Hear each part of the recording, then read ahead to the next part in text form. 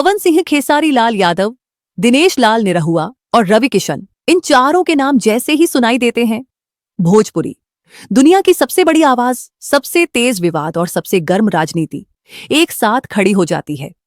और इसी तूफान के बीच आज मुंबई मराठी भाषा विवाद और यूपी बिहार की पहचान का सबसे बड़ा सवाल खड़ा है। शुरुआत वहीं से होती है जहां हर तरफ सिर्फ एक बात गूंज रही थी, पवन सिंह ने कहा क्या, क्यों कहा, और इसके बाद पूरा महाराष्ट्र हिल कैसे गया। कैमरा धीरे धीरे पवन सिंह के उस भावुक चेहरे पर रुकता है जहां वह थोड़ा गुस्से में, थोड़ा दर्द में, लेकिन पूरी दृढ़ता के साथ कहते हैं, भाई मैं किसी का अनादर नहीं कर रहा, लेकिन मुझे कोई मजबूर नहीं कर सकता कि कौन सी भाषा बोलूं। मैं अपनी सहज भाषा में बोलूंगा और जो मन में आए वही बोलूंगा। उनकी आवाज में चुनौती भी थी और आत्मविश्वास भी, और यही लाइन विवाद की जड़ बन गई। उधर खेसारी लाल यादव, जो हमेशा बोलने से बचते हैं, इस बार चुप नहीं रहे। उन्होंने कहा, भाषा कभी लड़ाने का हथियार नहीं होनी चाहिए। मुंबई में मेहनत करने वाले लोग पहले इंसान हैं, फिर बिहारी या मराठी। उनकी इस लाइन ने उत्तर भारतीय कम्युनिटी में उम्मीद जगाई और विवाद में थोड़ा संतुलन भी लाया। दिनेश लाल निरहुआ, जिनका एक पैर भोजपुरी में और एक पैर राजनीति में है, उन्होंने भी कहा, भाई साहब देश में किसी को यह डर नहीं होना चाहिए कि उसकी भाषा की वजह से उसे काम नहीं मिलेगा। मुंबई सबका है। उनके बयान के बाद यह विवाद सिर्फ फिल्म इंडस्ट्री तक नहीं रहा, यह राजनीतिक गलियारों में पहुंच चुका था। और फिर रवि किशन की आवाज आई, तेज, स्पष्ट और सीधे दिल पर उतरने वाली। उन्होंने कहा, हम लड़ने नहीं आए हैं, हम कमाने आए हैं।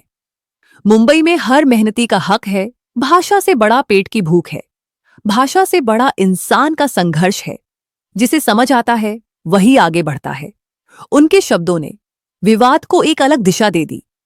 अब यह लड़ाई सिर्फ पवन सिंह का बयान नहीं, बल्कि पूरे उत्तर भारतीय सम्मान का सवाल बन चुकी थी। इधर मुंबई की गलियों में हवा तेज हो चुकी थी। हर टी स्टॉल, हर लोकल ट्रेन, हर बस स्टॉप पर यही चर्चा थी। क्या पवन सिंह ने बहुत बड़ी बात बोल दी? क्या मराठी बनाम हिंदी की बहस फिर से गर्म हो जाएगी? क्या राज ठाकरे इस पर प्रतिक्रिया देंगे? क्या बॉलीवुड और मराठी फिल्म इंडस्ट्री में काम करने वाले उत्तर भारतीयों को अब मुश्किलें होंगी? एक तरफ भाषाओं का तूफान, दूसरी तरफ लोगों की धड़कनें। लोकल ट्रेन के डिब्बे में बैठे लोग बोलते सुने जाते हैं, अरे भाई, अगर भाषा के चक्कर में लड़ाई शुरू हो गई तो सबसे ज्यादा परेशानी तो हम जैसे आम लोगों को होगी। मुंबई का असली चेहरा काम है, भाषा नहीं, लेकिन डर फिर भी बना रहता है। इसी बीच बाबा खान सामने आते हैं।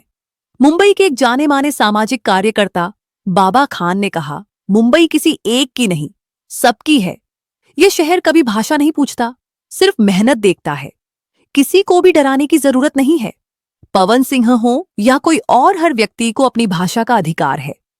उनकी बात से कई लोगों को राहत मिली। कैमरा जैसे जैसे आगे बढ़ता है, मुंबई की रात रंग बदलने लगती है। सड़क पर एक टैक्सी ड्राइवर कहता है, भैया, हम यहां रोजी रोटी कमाने आए हैं। अगर भाषा के नाम पर तनाव बढ़ेगा तो हम जाइए। कहां एक होटल में वेटर कहता है, हम मराठी भी सीख लेते हैं, हिंदी भी बोल लेते हैं, यहां का माहौल न बिगड़े, बस यही चाहते हैं। लेकिन सोशल मीडिया ने विवाद को आग की तरह फैला दिया। किसी ने कहा, पवन सिंह को मुंबई में काम नहीं मिलेगा।